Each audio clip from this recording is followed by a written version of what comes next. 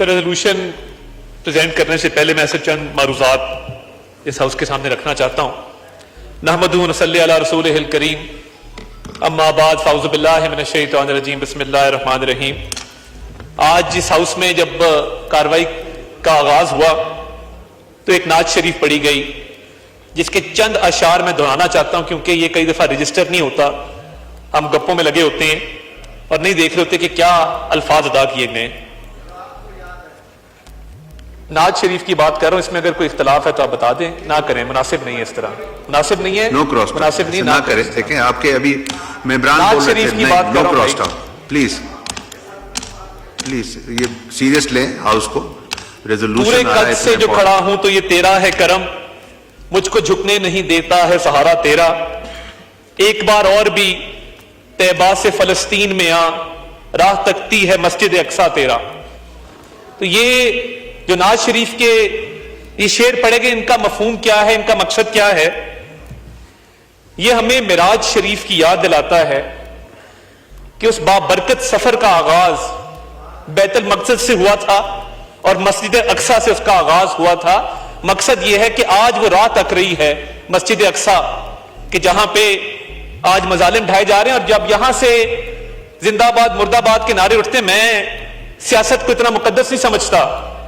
کہ میں اپنے لیڈر کی تعظیم کروں اور کسی کے لیڈر کی آج تذلیل کروں اس ایشو کے اوپر، یا اپنی خوبیاں گناؤں یا آپ کی کمیاں کوتاہیاں گناؤں، یا میں کوئی ایسی سیاسی بات کروں جس سے یہ فلسطین کا ایشو ڈائلیوٹ ہو. میں مذمت کرتا ہوں جو تقریر یہاں سے بھی کی گئی اور جو یہاں سے بھی کی گئی، جس میں سیاست سے بھرپور پوائنٹ سکورنگ کی گئی فلسطین کے ایشو پہ. یہ سیاست کبھی بھی اتنی مقدس نہیں تھی. مجھے تو اس بچے کی آہو بقا یاد آ رہی تھی جو خون میں لت پت آخری سانسیں لے رہا تھا اور کہہ رہا تھا کہ میں اوپر جاؤں گا تو میں حضور صلی اللہ علیہ وسلم کو بتاؤں گا کہ یہ امت ختم ہو چکی ہے. میرے لیے کسی نے آواز نہیں اٹھائی، اور میں وہ آوازیں جب میرے کان میں گونج رہی تھی تو میں سوچ رہا تھا کہ یہاں سے کیا بات کی جا رہی ہے اور یہاں سے کیا بات کی جا رہی ہے. اور ہم یہ موقع بھی، یہ مقدس ایوان کہتے ہیں، یہ مجھے بالکل مقدس نظر نہیں آیا، مجھے معاف کیجئے گا. میں اس ایشو پہ تھوڑا سا جذباتی ہوں، مگر آپ نے اس ایوان کو کہاں مقدس رہنے دیا ہے؟ اور میں یہ پورے ہاؤس کی بات کر رہا ہوں، میں اس سائیڈ والوں کی بات نہیں کر رہا، نہ میں اس سائیڈ والوں کی بات کر رہا ہوں، میں پورے ہاؤس کی بات کر رہا ہوں کہ کم از کم آج ہم اپنے لوکل ایشوز کو سائیڈ پہ رہنے دیتے. کم از کم آج ہم اپنے جو یہ پوائنٹ سکورنگ کے ایشوز ہیں ان کو اس ایشو کے اندر نہ لے کے آتے. ہمارا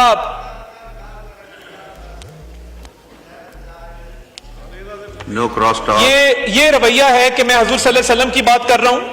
میں فلسطین کی بات کر رہا ہوں، میں ایک کامن کاز کی بات کر رہا ہوں، اور یہ گوارا نہیں ہے، یہ سننا گوارا نہیں ہے، ہمت نہیں ہے، حوصلہ نہیں، تربیت نہیں ہے. آپ شیئر کو ایڈریس کریں. میں آج اپنے سبز پاسپورٹ کی بھی بات کرنا چاہتا ہوں کہ میرا سبز پاسپورٹ مجھے عزیز کیوں ہے، اور دنیا کے پاسپورٹس میں سے اس پاسپورٹ کی منفرد حیثیت کیوں ہے، اور یہ پاسپورٹ مقدس کیوں ہے؟ کیونکہ یہ واحد پاسپورٹ ہے دنیا کا جس پہ لکھا ہے کہ یہ ہر ملک کے لیے ویلڈ ہے، صرف اسرائیل کے لیے ویلڈ نہیں ہے. دنیا میں کوئی ایسا ملک نہیں ہے جس کے پاسپورٹ کے اوپر یہ بات درج ہو کہ آپ دنیا میں کہیں ٹریول کر سکتے ہیں مگر آپ اسرائیل میں ٹریول نہیں کر سکتے. فخر ہوتا ہے کہ جب یہ سب پاسپورٹ لے کے ہم کہیں بھی دنیا میں جاتے ہیں. یہ اللہ تعالیٰ کا کرم ہے اس ملک کے اوپر کہ ہم آج ابھی محمد خان صاحب نے بڑی اچھی باتیں کی، قائد اعظم رحمۃ اللہ علیہ کا ذکر کیا کہ یہ وہ پالیسی آج تک جاری ہے اور پاکستان اس پالیسی سے ادھر ادھر نہیں ہوا جس کے تحت ہم اسرائیل کو نہ مانتے ہیں نہ ریکگنائز کرتے ہیں. ساؤتھ افریقہ بھی ایک ملک ہے دنیا کے اندر جس نے یہ ہمت کی، جس نے یہ حوصلہ کیا کہ جینوسائیڈ کے خلاف international court of justice Hague میں وہ گیا، اور کیا دلائل دیے. ہم ریسرچ نہیں کرتے نا، ہم تو دیکھتے ہی نہیں ہیں. اور میں یہاں پہ اس ہاؤس کی طرف سے شکریہ ادا کرنا چاہتا ہوں الجزیرہ کا. اگر آج الجزیرہ نہ ہوتا تو نہ آپ تقریر کر رہے ہوتے نہ میں کر رہا تھا. ہمیں یہ نظر ہی نہ آتا کہ رفح کے اندر، خان یونس کے اندر، ویسٹ بینک کے اندر، غزہ کے اندر کیا مظالم ڈھائے جا رہے ہیں. ان کے صحافی شہید ہوئے، انہوں نے اپنی کوریج پہ کمپرومائز نہیں کیا, اور آج بھی اگر حق کی آواز اٹھ رہی ہے یا الجزیرہ اٹھا رہا ہے یا TRT اٹھا رہا ہے ٹرکی کا, تو یہ اپریشیٹ کرنا چاہیے, اس چیز کو دیکھنا چاہیے کہ دنیا میں کون سے ذرائع ابلاغ ہیں جنہوں نے ہمیں یہ آگاہی دی, ہمیں اس قابل کیا کہ ہم یہ سمجھ سکتے کہ وہاں پہ کیا مظالم ڈھائے جا رہے ہیں. انہوں نے بمباری نہیں دیکھی, انہوں نے نہیں دیکھا کہ کہاں پہ اسرائیل کون سے مظالم ڈھا رہا ہے, وہ فرنٹ لائنوں پہ پہنچے, اور جب پریس کی بلٹ پروف جیکٹس پہنے ان کے صحافی فرنٹ لائن سے رپورٹنگ کرتے ہیں تو پوری مسلم امہ کا وہ ضمیر جگاتے ہیں, اور وہ ہمیں آگاہی دیتے ہیں کہ یہ مظالم ڈھائے جا رہے ہیں اس مقدس دھرتی کے اوپر. پاکستان کا جو کردار رہا, پاکستان نے ساؤتھ افریقہ کی انٹرنیشنل کورٹ آف جسٹس میں بھرپور حمایت کی, اور حمایت کے ساتھ ساتھ دفتر خارجہ نے اس کیس کے حوالے سے پاکستان کی پالیسی سٹیٹمنٹ بھی دی کہ ہم اس کیس کے ساتھ ہیں. اور ہمارا موقف کیا ہے جب ہم عالمی فورمز پہ جاتے ہیں, OIC کیا اسپیشل سیشن ہو, ایکسٹرا آرڈنری سیشن ہو, سعودیہ کے اندر اسلامک کنٹریز کی کانفرنس ہو, اقوام متحدہ کی سلامتی کونسل کا اجلاس ہو, یا اقوام متحدہ کی جنرل اسمبلی کا اجلاس ہو, یا ورلڈ اکنامک فورم. میں آپ کو ایک چھوٹا سا واقعہ یاد دلانا چاہتا ہوں. جب ورلڈ اکنامک فورم کا ایک سیشن ریاض میں ہوا تو وہاں پہ ایک اور ملک کے صاحب نے وہاں پہ بات کی اور غزہ کے حوالے سے اس ایشو کو ڈائلیوٹ کرنے کی کوشش کی, جس پر پاکستان کا موقف وزیر اعظم شہباز شریف نے دیا کہ اسرائیل نسل کشی کر رہا ہے, جینوسائیڈ نمبر 1, اور جینوسائیڈ کرتے ہوئے وہ جنگی جرائم کا مرتکب ہے, وار کرائمز کمٹ کر رہا ہے. اور جب آپ وار کرائمز کمٹ کرتے ہیں اس ملک میں, اس دنیا میں جو ہائیسٹ لیول آف کرائم ہے قانون کی کتابوں کے مطابق, انٹرنیشنل کووننٹس کے مطابق, انٹرنیشنل کنونشنز کے مطابق, وہ ہائیسٹ لیول اس کا وار کرائم ہے. تو ہمارا موقف یہ رہا کہ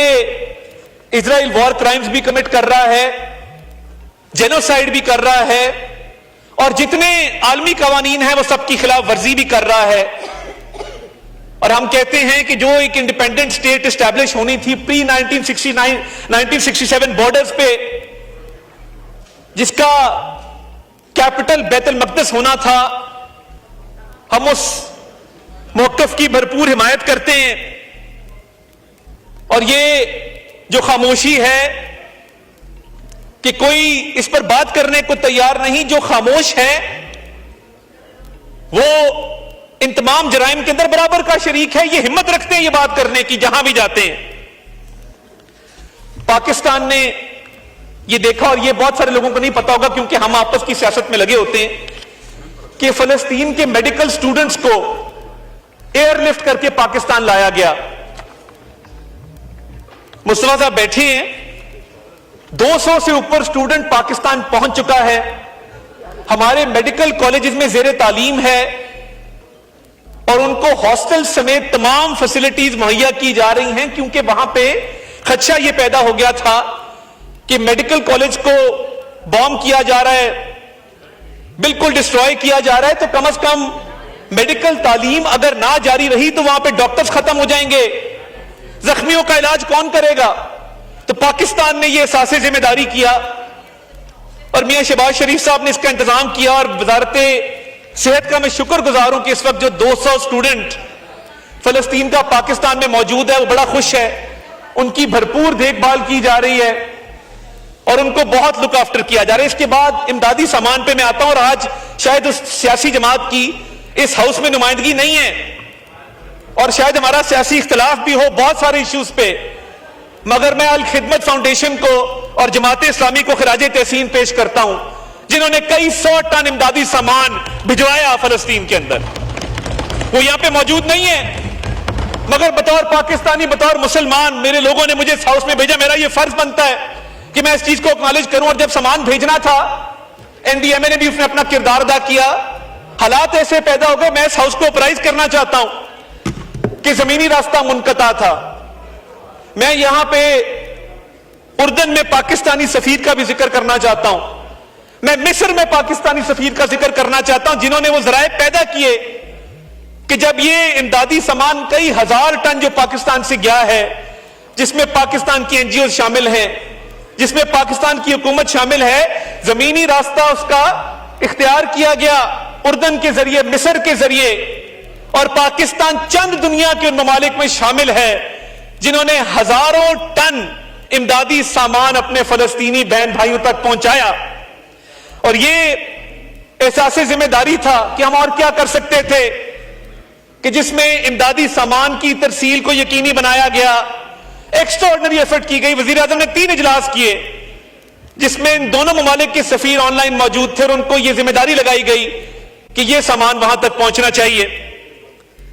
ساؤتھ افریقہ کے اس کیس کا میں ذکر کر چکا اور یہ خراج تحسین پیش کرنا چاہیے ساؤتھ افریقہ کی حکومت کو. ہم زندہ باد مردہ باد کے نعرے تو لگاتے ہیں، ساؤتھ افریقہ کا تو کسی نے ذکر نہیں کیا اس ہاؤس کے اندر کہ جس نے یہ ہمت کی اور جینوسائیڈ کا کیس قائم کیا. اور تمام ان ممالک کو میں فلور آف دا ہاؤس خراج تحسین پیش کرنا چاہتا ہوں جنہوں نے ساؤتھ افریقہ کے اس کیس کو سپورٹ کیا.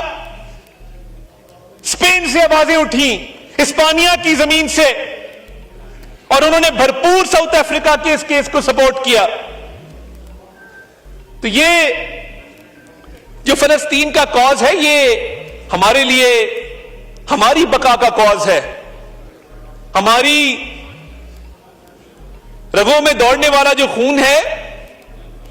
ہماری ایک وابستگی ہے فلسطین کی مقدس زمین کے ساتھ. اور ہم نے، اور بالکل میں تائید کرتا ہوں علی محمد خان صاحب کی سپیچ کی کہ کوئی پاکستانی، کوئی مسلمان ہو ہی نہیں سکتا کہ اس کاز کے ساتھ وہ وابستگی نہ رکھے، اس کاز کے ساتھ وہ سنسیئرٹی نہ رکھے. اسی لیے میں نے جناب ڈپٹی سپیکر صرف چند حقائق آپ کے گوش گزار کیے ہیں،